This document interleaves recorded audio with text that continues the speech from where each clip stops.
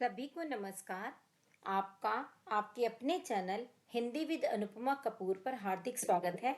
आज के इस वीडियो में हम जानेंगे कि हिंदी में अच्छे अंक कैसे पाएं। बच्चों, हिंदी हमारी मातृभाषा है और यदि इसमें भी अंक कम मिल जाएं तो बहुत बुरा सा लगता है। लेकिन हिंदी में अंक पाना कोई मुश्किल बात तो है ही नहीं।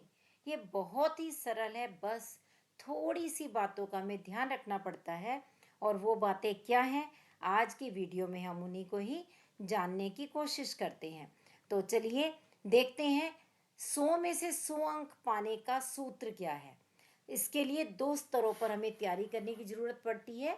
एक तो पाठ्यक्रम की जो तैयारी है उसके लिए उचित रणनीति को अपनाना होगा, और दूसरा परीक्षा के समय के लिए भी कुछ टिप्स का ध्यान हमें रखना पड़ेगा।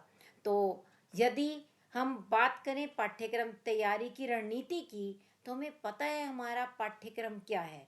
हम अच्छी तरह से उससे वाकिफ़ हैं, और उस पाठ्यक्रम में जितने पाठ हमारे आ रहे हैं उसमें हमें ध्यानपूर्वक देखना है कि 3 खंड होते हैं। पहला खंड अपठित बोध का होता है, जिसमें अपठित गद्यांश और अपठित पद्यांश आते हैं। दूसरा भाग अभिव्यक्ति और माध्यम पर आधारित होता है, जो कि 22 अंक का है।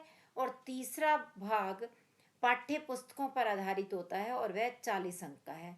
तो हमें अपने इसी पाठ्यक्रम को ध्यान में रखते हुए ही तैयारी करनी है। और हमें किन किन मुख्य बिंदुओं का ध्यान रखना होगा।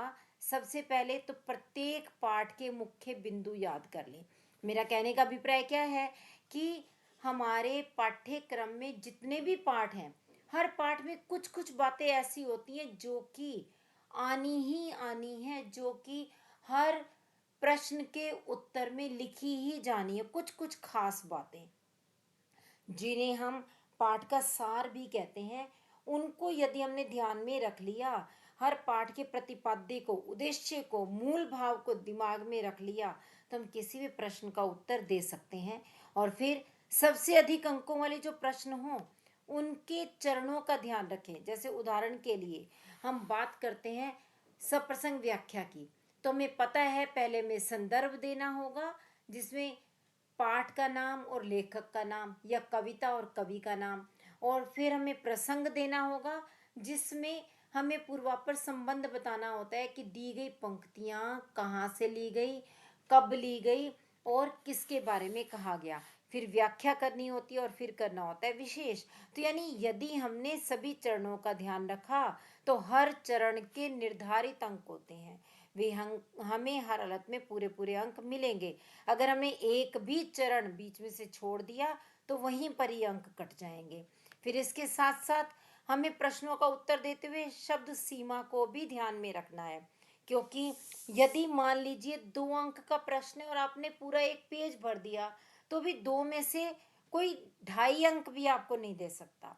मगर अगर आपका प्रश्न है 6 अंकों वाला और आपने उसे 2-3 पंक्तियों में समेट दिया, तो अंक तो कटेंगे कटेंगे। यानी हमें शब्द सीमा का ध्यान जरूर रखना है। और जो व्याख्या लिखते हैं, व्याख्या को हमें रटा रटाया या जैसा का जैसा प्रश्न पत्र में दिया गया ठीक वैसा नहीं उतारना होता, अपितु उसे अपने शब्दों में लिखना होता है। और इसमें हमें ध्यान रखना होता है कि जो काव्य की व्याख्या करें वो कविता की पंक्तियों में ना लिखें, बल्कि गद्य के रूप में लिखें। और जो अपठित काव्यांश है उसके प्रश्नों के उत्तर भी गद्य पंक्तियों में लिखने होते हैं। मतलब कविता के प्रश्नों का उत्तर कविता के रूप में आपको नहीं दे देना, इस बात का ध्यान रखना पड़ेगा, तभी आपको अंक पूरे मिलेंगे। तो जब आप तैयारी कर रहे हो, आप 2 स्तरों पर ध्यान दीजिए। एक तो समय प्रबंधन पर, और दूसरा पूरी तरह से उसकी पुनरावृत्ति पर। समय प्रबंधन में क्या ध्यान देना होगा कि आप हर विषय को समुचित समय दें। यानी जो गद्य खंड है उसके पाठ, पद्य खंड के पूरे पाठ, अभिव्यक्ति माध्यम के पाठ हैं और अंतराल के पाठ हैं, तो आपको उनके लंबाई को देखते हुए, उनके संख्या को देखते हुए अपने समय को बांट लेना है कि हर विषय पर आप ध्यान दे सकें।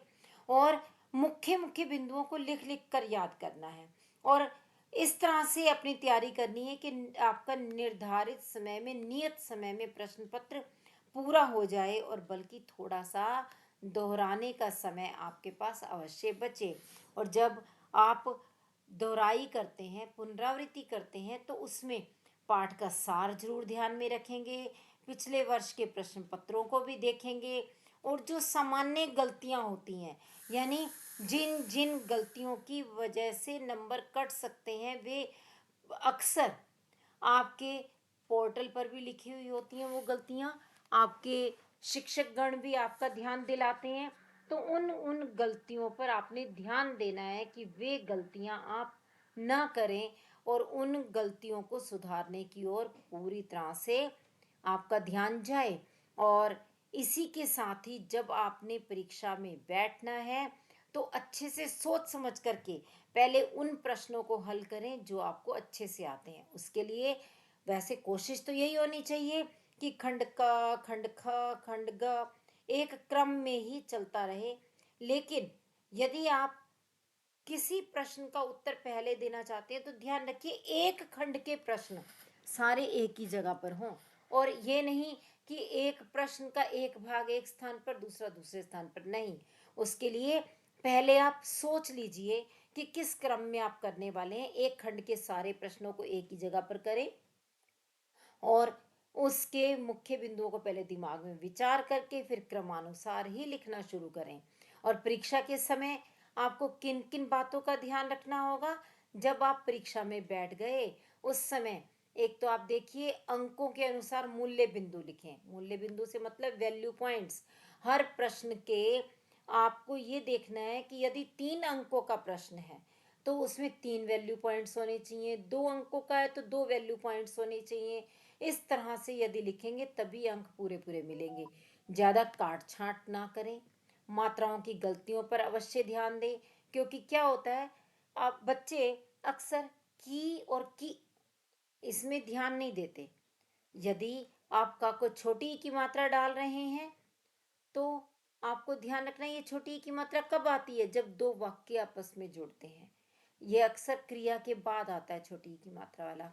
लेकिन बड़ी ई की मात्रा वाला जो की है, वो संबंध दिखाने के लिए, रिलेशन दर्शाने के लिए होता है।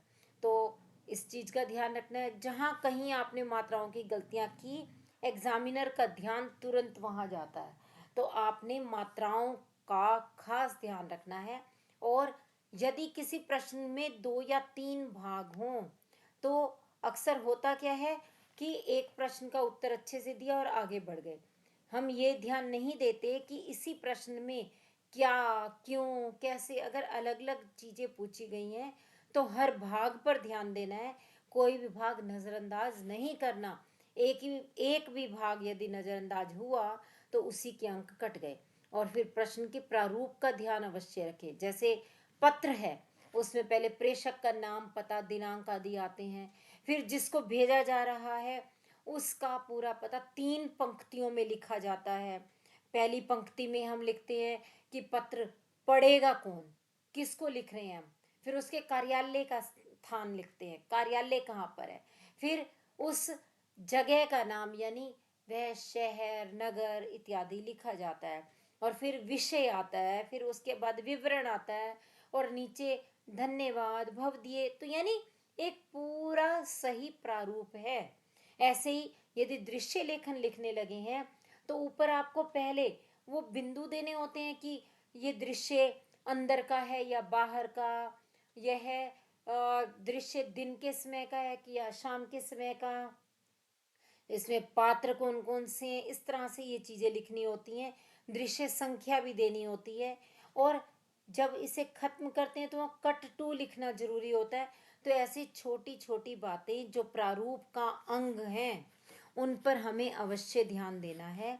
और फिर मुख्य बिंदुओं को रेखांकित करते हुए चलना है, अंडरलाइन करना है, ताकि एग्जामिनर का ध्यान एकदम से उन मुख्य बिंदुओं की ओर जाए, और पूरा पढ़े बिना भी एग्जामिनर को पता चल जाए कि इस बच्चे ने सही सही चीजें लिख दी हैं। और अगला है, प्रश्न पत्र पूरा करने के बाद एक बार दोहराना जरूर है, ताकि ऐसा ना हो कि कुछ भाग हमारा रह गया हो। अगर रह गया तो हमारा ध्यान चला जाएगा और हम फटाफट उसे पूरा कर सकते हैं। और यदि हमने कोई गलती कर दी है उसे भी सुधार सकते हैं। तो इन चीज़ों का हमें ध्यान रखना है। और सबसे बड़ी बात, आपने वहाँ परीक्षा में कभी भी कोई प्रश्न छोड़ना नहीं है, बिल्कुल भी। यदि नहीं भी आता हो तो भी बना बना कर जरूर लिखना है, क्योंकि छोड़ने पर 0 अंक तो पक्के। और अगर आपने किया तो हो सकता है वह उत्तर जिसे आप सोच रहे थे गलत है वह ठीक भी हो। या कभी कभी ऐसा भी होता है कि प्रश्न ही गलत दे दिया जाता है। उस स्थिति में जिस बच्चे ने अटेम्प्ट किया उस बच्चे को पूरे अंक मिलेंगे ही मिलेंगे, क्योंकि यदि प्रश्न पत्र बनाने वाले की गलती से कोई प्रश्न गलत आ जाए तो उस स्थिति में बच्चों को उसका लाभ मिलता है, यानी जिस बच्चे ने अटेम्प्ट किया है उसे अंक मिलेंगे। तो इसी कारण आपने छोड़ना कोई प्रश्न नहीं है। स्पीड इतनी रखनी है कि आपका पेपर पूरा हो जाए और थोड़ा सा समय रिवीजन का बच जाए। कभी भी परीक्षा में यदि कोई प्रश्न नहीं भी आता तो भी घबराना नहीं, रोने नहीं बैठ जाना, बल्कि सोच सोच के अपने आप से बना बना के लिखना है। क्योंकि अब हमारा जो प्रश्न पत्र सेट किया जाता है उसमें दक्षता आधारित प्रश्न पूछे जाते हैं और ये ध्यान रखा जाता है कि बच्चा अपने दिमाग से सोच समझ करके लिख पाए, अपने निर्णय लेने की क्षमता के आधार पर करे। तो आपने जो ऐसे मूल्य आधारित प्रश्न होंगे उनके उत्तर जरूर देने हैं, क्योंकि मूल्य आधारित प्रश्नों पर कभी भी अंक नहीं कटते। वे हर एक बच्चे की समझ के अनुसार लिखे जाते हैं और हर एक को ही अंक मिलते हैं। ये अलग बात है, अच्छा लिखने वाले को पूरे मिलते हैं और कम अच्छा लिखने वाले को थोड़े कम मिलते हैं, लेकिन मिलते जरूर हैं। तो इसीलिए मूल्य आधारित प्रश्न आप कभी नहीं छोड़ेंगे। मूल्य आधारित से मेरा मतलब है जैसे आप इससे क्या समझते हैं, या आपके शहर में क्या हुआ, या आप इसमें क्या योगदान कर सकते हैं। इस तरह की जो बातें होती हैं ये बच्चों को स्वयं ही बना बना के लिखनी होती हैं। और यदि इसी तरह से आपने सोच समझ करके परीक्षा दी, बिना डरे परीक्षा दी, तो एक्सीलेंट रिजल्ट तो आपके हाथ में होगा। तो इसी तरह से आप परीक्षा दीजिए और हम फिर मिलेंगे अगले वीडियो में। अपने ध्यान से अंत तक सुना इसके लिए आपका बहुत बहुत धन्यवाद। और यदि आपको ये वीडियो अच्छा लगा तो आप इसे लाइक कीजिए, चैनल को सब्सक्राइब कीजिए और अपने दोस्तों के साथ भी शेयर कीजिए। धन्यवाद। और इसके अलावा आप ध्यान रखेंगे, परीक्षा में घबराना